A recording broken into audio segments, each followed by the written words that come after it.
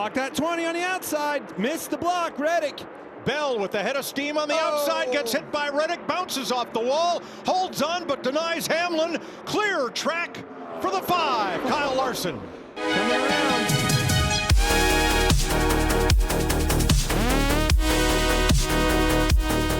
NASCAR clicked their ruby slippers. F1 was still on break, and IndyCar should have stayed on break. All this and more next on the Pit and Paddock Racing Show. Welcome back to the Pit and Paddock Racing Show. NASCAR made it back to Kansas, where former Garden Gnome Tyler Reddick wins another, with Lucky Larson second and Briscoe sneaking into third. But you picked Reddick to win last week, didn't you? Yeah, I should have bet money on it. You didn't do a Polymarket bet on that one? No, I'm usually wrong. We can bet on Polymarket in the U.S. now, can't we? Yeah, I think so. Oh, okay. You'd think there are advertiser for us, but not yet. Soon. Well, Reddick started from the pole for a tame start to a very tame stage. Hamlin took over quickly and rode it all the way to a stage win. There's your first stage recap. Yes. I like lap 39 when Blaney found a new way to have a bad pit stop by pulling out and hitting Allmendinger on his exit. All right, guys, I'm going to make a bad pit stop this time. It's my turn. Someone should have actually told him about that. There's a guy right there. Lap 90. Someone else actually leads. Not Denny Hamlin. Finally. Kyle Larson? Yes. I'll remember it one day. After that was the fail of the day when Hocevar, a.k.a. Monica, suffered a 16-second pit stop after accidentally using Ryan Blaney's pit crew instead of his own. Whoops. Not going to want to do that. Yeah, nobody wants Ryan Blaney's pit crew. No. Wait, they got rid of the Jack Man, right? Yeah. Like, really? How is the Jack Man the weak link? That was the whole problem right there. Was it? We're ready to go now. Like, he could be half a second slow and it wouldn't matter because the tire guy's still working. No. Okay. Well, Kyle Larson leads all the way through the green flag pit stops, and he wins stage 2. Also a very exciting stage. You know, Kansas is not the most exciting place in general. Previous races have been interesting. This one was not until the very end. On the restart at the beginning of stage 3, Christopher Bell took the lead, so that was mildly interesting. The rest of us took a big nap. Yeah. I actually did. Had to go back twice and catch up on the race where I fell asleep. Oh, I dozed off again. Well, let's jump all the way to lap 224, where Hamlin manages to get the lead after green flag stops. And with 11 laps to go, Tyler Reddick is coming up right behind him. How did he just suddenly find some speed? I don't know. Maybe he was just slacking off all day. Because the Toyota power. Oh, it comes in later? Yeah, that's right. Just like almost every racing movie, he suddenly found a gear that he wasn't using, but now I'm going to use this gear. Well, son of a bee, another gear. Here we go. Well, I'm going to use this now because I'm really upset. Yeah. What? He's in like 12th gear now. Stop shifting. 3 laps to go. Reddick overdrives it a bit and gets in the wall. Hamlin gets back by him for P1. But then Cody Ware decides to take a spin. He's, I think, 5 laps down at the time, just right in front of the leaders. Let's spin out on this, the end of this exciting finish. I think it was that paint scheme that he had. That was ugly. That purple thing, or pink and whatever. It was pink and gay. That's all I know. Oh. And here we go, overtime. Kyle Larson goes from 3rd to 1st on the restart, but Reddick will not be stopped, and he just drives by him and gets the win. I'm going to say that, because it should have been Hammy's win, right? If not for the spin there. Wait, didn't Hammy insult Kyle Busch? I think he said something about how he's doing terribly. So I'm going to say that Ware was paid by Kyle Busch to spin out right in front of Hammy and cost him the win. Did Ware inherit the Kyle Busch crash of the race? Yeah. Kyle's like, I'm going to let you have it this time. Just make sure you spin out in front of Hammy when he's about to win.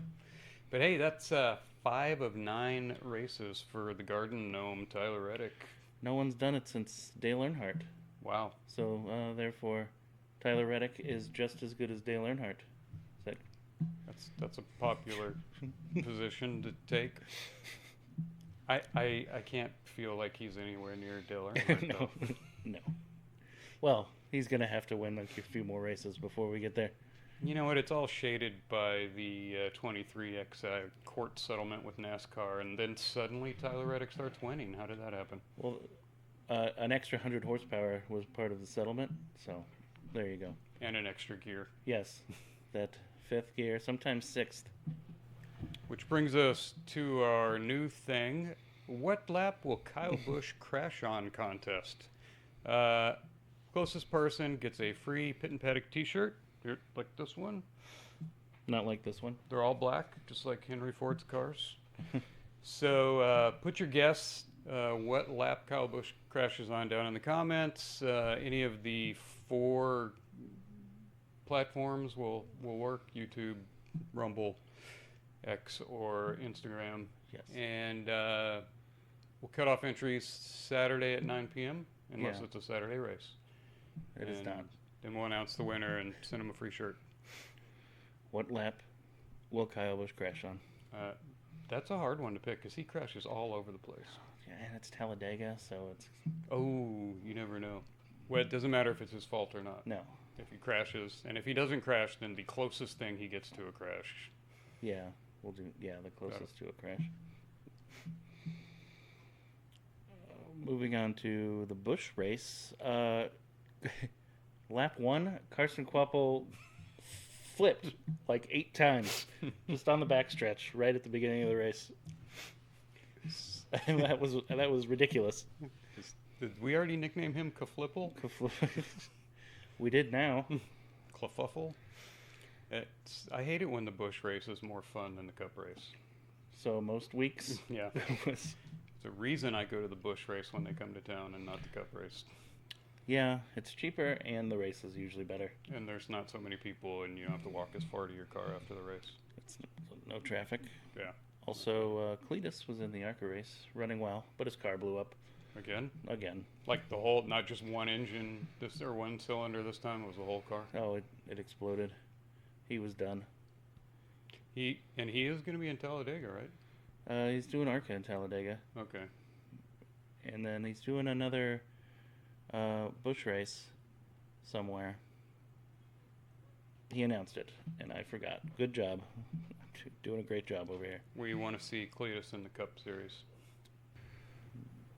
In NASCAR news, executive John Probst announced that they are evaluating the future of stock car racing into the 2030s, which includes using an electric crossover vehicle in the Busch Series, and also the use of hydrogen power. In related news, NASCAR will be going out of business in the 2030s. Yeah. Because look how well that stuff's worked out for Formula One. Really? Everybody loves it. Hey, this is the best racing out of all our 3 series. What we're going to do is mess it up completely. 2030. Didn't Al Gore say we couldn't save the planet by then? No, well, we've already been dead for 20 years, actually. Oh, we didn't save the planet the first 2 times? We didn't. Oh, we'll never save it the 3rd time. Maybe the 4th time will be one. It's not even going to matter. Might as well have coal cars at that point. Yeah. Time for the best and worst NASCAR paint schemes for the Kansas race. Yes. My good car, well, all of the cars were boring and the same. I guess maybe the 35 car was apple juice. I guess apple juice is good. It's kind of a nice green. Yeah. I like that one too. Yeah, I went with Chastain in the number 1 Busch car because it had some cherries and some hills. Kind of reminds me of North Michigan in the summer. That's nice. Yeah. My bad car, that awful number 51 spin with 5 laps to go pink car. Oh, where? He's cursed. He also always has that pink car. Yeah. I'm done with it. Worst car, I had to jump over to IndyCar where Rosenkrantz drove a Green Day car livery at Long Beach because Green Day's awful. It reminds me of the Babylonian Bee meme that they said, aging lesbian throuple turns out to just be Green Day. They do look like that, though. They do look like a lesbian throuple. Honorable mention? There were none. You know what would have been honorable mention? A car that looked like Dorothy's ruby red slippers. Yeah, why not? Where's the Zero car in the Busch Series this week? They had a normal, boring sponsor. Yeah, what happened to him? Not a fan. And noteworthy? None were noteworthy. Not a good week. Yeah. Maybe, Talladega. Somebody's got to come up with a good... There's got to paint be scheme. something good for Dega. I want to see the Ricky Rudd Tide livery. I like that one. That was a good one. Or the Coors, the Sterling Marlin Coors. With the mountains? Yes. That's such a... Or my favorite, the Skull Bandit. Oh, yeah, he's got the bandit picture on the hood. That was one of the best ones. Yeah. What if they do a countdown? Top 10 ever paint scheme. Ooh, that's a good... Okay. One of the off weekends when there's no Formula One and IndyCar. So like half the weekend. Most weekends. Yeah. Predictions for the race? Talladega? What do Yeah. you think? Well, everyone's still going to try and save fuel despite the changing of the stage lengths around. And there's going to be a big crash, and I have no clue who's going to win this race. With darts at a dartboard over here. I'm going to go out on a limb and say it's going to be Cold Custard. He's going to survive 3 big ones, and then he's going to shock the nation by getting really lucky at the end and just kind of like eking out through a cloud of debris and winning the race on the last lap. That would be fun. He's almost won the race a couple times on the last lap. Oh, he has. He's been close. Yeah, although he used to have a Ford. Now he's got the Chevy, so I don't know if the Chevy can really hang on the plate track. I don't remember. They might have improved it a little bit since Daytona, but... We'll see. They I don't were know. behind He was always kind of hanging around the front at the plate tracks last year in the Ford, so we'll give it a shot. In Formula One, there's still no race highlights because there's still no racing. Oh, great. Well, Colton Herta is going to be in FP1 at Barcelona, so he can finish last in that practice in the Cadillac. Oh, I was thinking he might do well, but then I realized he's in a Cadillac, so... I guess just not crashing.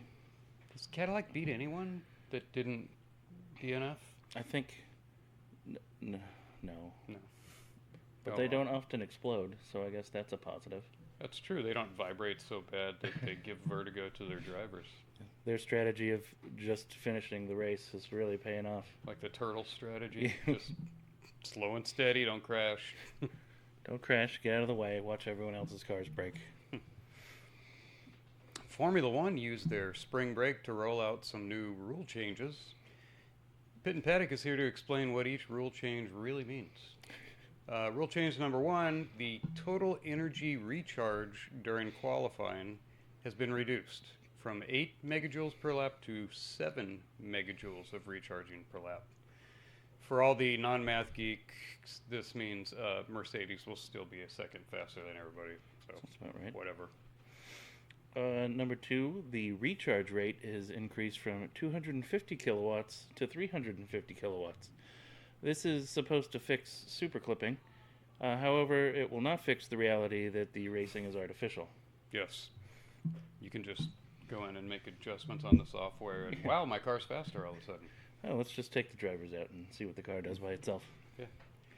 Yeah, we're not far away from that. Rule change number 3, the boost button cannot be used until the car is already deploying at least 150 kilowatts of electricity. It's intended to limit sudden bursts of acceleration. It will also limit sudden bursts of competitive racing. We want to cut down on that. Yeah, just let Mercedes get out there and win. Number 4, max energy deployment is now variable. 350 kilowatts in the straights and 250 kilowatts in the turns. It won't fix Max Verstappen, who will still quit F1 at the end of the season if Red Bull doesn't improve. I would polymarket some money on that one. Or what if Mercedes invites him over and kicks George Russell out? Do you think he goes, or will he still leave F1? I don't know. He'd probably leave. I don't think Mercedes is going to do that. No. Yeah, they might, though. Max. If Russell wins the championship, then they're like, all right, get out. Max wants to drive your car. Are any of these things going to give us better racing in Miami? No, probably not. Yeah, I don't think so. We'll still get a few laps of Mercedes moving up through the field, Still, and passing Ferrari, and then leading the rest of the race. the most exciting part will still be the start when Ferrari jets past everybody. Speaking of which, coming up next, the Miami Grand Prix countdown now has reached 2 weeks. Ooh, we need the Asia music. It's almost the final The countdown. final count. So that's You can Europe. Can you put that in with? Oh, is that you? Europe? Is Europe is the final countdown. What did Asia? What song did Asia have? Something Okay. different, but sounds the same. Can you put that into the show, or will YouTube knock I'm us out? sure they'll jump on that real fast. Yeah, YouTube doesn't tolerate anything. No. IndyCar returned to Long Beach, aka the American Monaco, because it's about as exciting as Monaco, where Palou's crew nicked Rosencrantz's crew for the win after a late caution. Also, Sneaky Scott Dixon hung around for third. You know, that race was so boring, the promoter had to throw some debris on the track to get a caution before everyone fell asleep. I was about passed out, and the announcer's like, "Oh, there's debris on the track. It's right there. There it is. It's the debris." They were just as excited to see it as everyone else. IndyCar should have just joined F1 on spring break and not even done Long Beach. I think Long Beach was more boring than NASCAR Kansas. It kind of was. It was just not easy to pass at all. It's Monaco. Just do a train all the way around until somebody gets brave. Pretty much. Well, it was a rough practice for Mick Schumacher again. The first one, his car breaks, and then practice 2, he crashes. So Mick's not doing so good in open wheel. he's having a rough time. He might want to just stick to sports cars at this point. It might end up that way. Well, Rosenkrantz. Which one is he? Rosenquist? Rosenquist got pole. Rare bit of happiness for Meyershank Racing. Meyershank sounds kind of like a Jewish prison gang. Doesn't it? It does. I didn't even realize there was a Meyershank Racing on the IndyCar circuit, to tell you the truth, until Rosenkrantz got the pole. Right around lap 12, Newgarden, a.k.a. Captain Cheater, who started mid-pack, he pitted early and trying to make up time with clean air, got on soft tires and started doing some fast laps. Well, it didn't work at all, but it gave the commenters something to talk about endlessly because nothing else was happening in the race. Nope. It was just 15 straight minutes of, oh, look at that lap. That's a quick lap. Oh, look, yeah. I'm excited because he locked up. He doesn't have to save fuel because of his extra stop. I'm like, okay, guys. What do the commentators say during the Monaco race? I think they just start, like, aimlessly talking about things. Sort of like when you're like a baseball game, you know, the announcers just sort of wander off into their own topics. I miss Speed TV when we had Drunk English Guy because he was always entertaining on the F1 races. Oh, he was good. David Hobbs? Yeah, David Hobbs. Yeah, he was the greatest. Well, we'll jump to lap 17 because excellent work, DVR. We started the race on lap 17 for myself. Good job, Fox. So I had it on Sling, though. You can always check Sling. I think it's set to record all the races. I went back and watched it, the YouTube, and caught the first 17. Turns out I didn't miss anything at all. Not much happened. No. Just Rosenkrantz running around on the front the whole time. Yeah. I want to send a curse out to Townsend Bell for spoiling the NASCAR result for me because I hadn't watched NASCAR yet. And at the very beginning, he says, "Oh, that NASCAR race was great, and Tyler Reddick deserved another win." You suck, Townsend Bell. Read the room. And you have 2 last names. He started with it. Yes. I did watch NASCAR first, so I wouldn't have been, but that is kind of annoying. I watched like stage 1 of Kansas and then switched to IndyCar, and thanks, Townsend. You also didn't miss anything in NASCAR. Yeah, it's true. Lap 57, someone has mercy and throws some debris on track for the yellow. That was a good yellow. And Rosenkrantz, who had a 3-second lead built up. all blown away. So I'm pretty sure that debris came off Scott Dixon's car somewhere. He's just got extra carbon in the cockpit. Like, whoop, there we go. He's like Sylvester Stallone with the quarter, right? Yeah. He flicked the quarter out of his cockpit. Oh, the announcer's like, I wonder whose car that came off. He's like, shh. Don't look for the replay Yeah. of a guy throwing it onto the track. We never did see that replay, did we? No. Wow. They had a camera right there, and somehow it could not record when the debris came on. It was the director, the Fox director. Just, nope. This sucks. Well, everyone pits under that yellow, and oh no, Palou beats Rosenquist out, and I feel like that's about to be the race there. I knew that was the race there. That was... Nobody's catching Pablo I'm out like, of the clean air. he got by someone in the pits again, and he's not going to give up that lead. Rosenkrantz's team did pretty good for the first 2 stops, but then when it really mattered, they blew it. Like a Blaney pit crew. Oh, man. He's not Andretti, you're sure?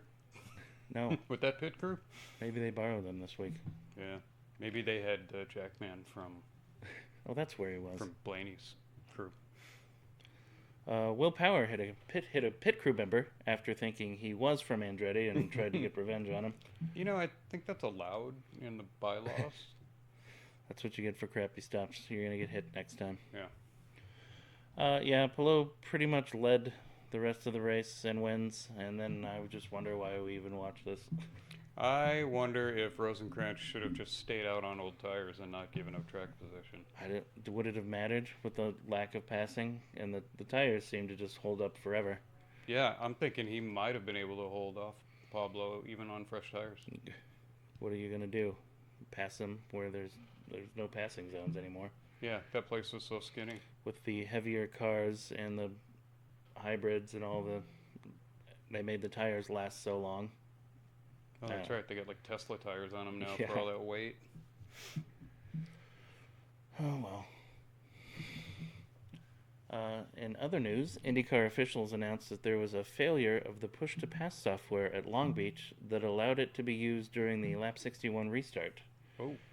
12 of the 25 drivers illegally used the 50 horsepower boost.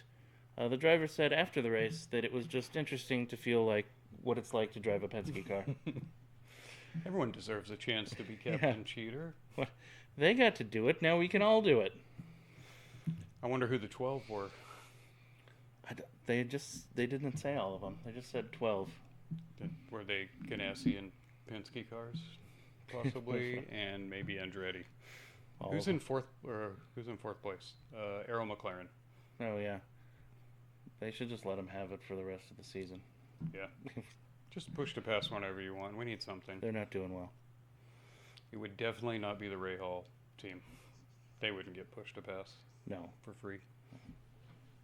Which takes us to our serious editorial. We do that now. No, very serious. Will Penske ever return to IndyCar racing? Penske's been mid-pack team ever since the 2024 push-to-pass cheating scandal. If you go back 5 years, Penske would average wins of almost half the races. And 2025, they had 2. So in the same period, when Penske would win half the races, which is about 8, Ganassi would average 5 a year.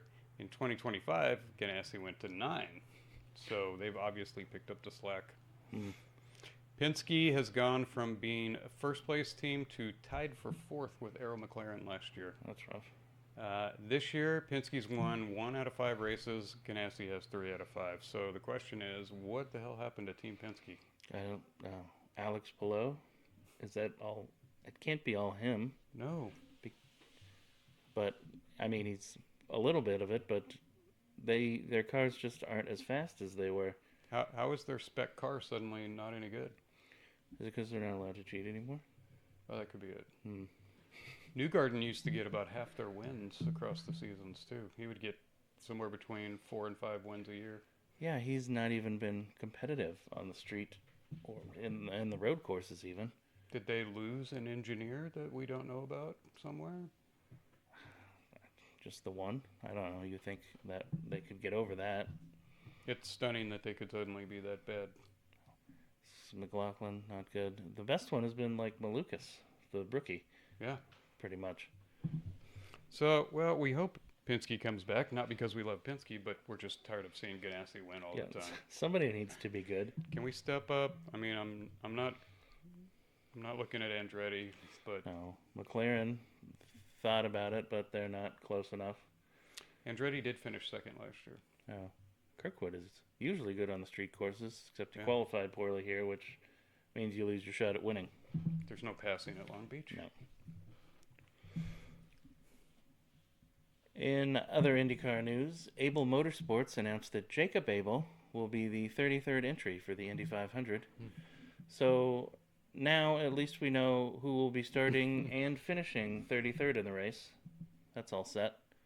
Not Graham Rahal? Nope, because there's going to be 33 cars. I think he can beat out Abel and just manage to not crash for 3 laps. That's right. Abel was the guy that crashed all the time last year. Yes.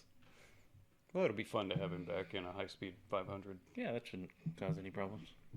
Next up, the Indianapolis Grand Prix, but first we have to wait 3 more weeks. Apparently, IndyCar gave up racing for Lent. Oh, that's terrible. Yeah.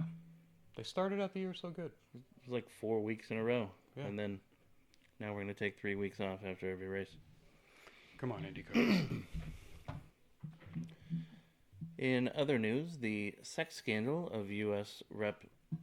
Eric Swalwell has brought to light the existence of a congressional slush fund that pays off staffers who are sexually harassed by congressmen. In related news, every resident of the wealthiest neighborhood in Washington, D.C. is either a current or former congressional staffer. Wow. That's... You can do well if you get sexually harassed by Congress. Yes. You go to college? No, just be a congressional staffer for a while. Made for life. Wow. How do we get a hold of that slush fund? I don't know. That was awful handy of themselves to write that into law. You get a harassment slush fund. Wow. Yeah, good idea, Congress. I don't think I voted for that. I don't think I did either. FBI Director Kash Patel has filed a $250 million lawsuit against the Atlantic magazine? Magazine. Yeah. The Atlantic magazine for an article that claims he has a drinking problem. A judge dismissed the lawsuit for lack of standing, ruling that if it's published by the Atlantic, everyone knows it's a lie. Yeah, So that's pretty much it. not even going to look at your lawsuit, Kash Patel. Come on. This is a waste of time. Everyone knows I made it up. It's like suing an infant. That's it for the show. That's it. We've got NASCAR again by itself. 2 more weeks of no IndyCar and no Formula One. Great. And then NASCAR.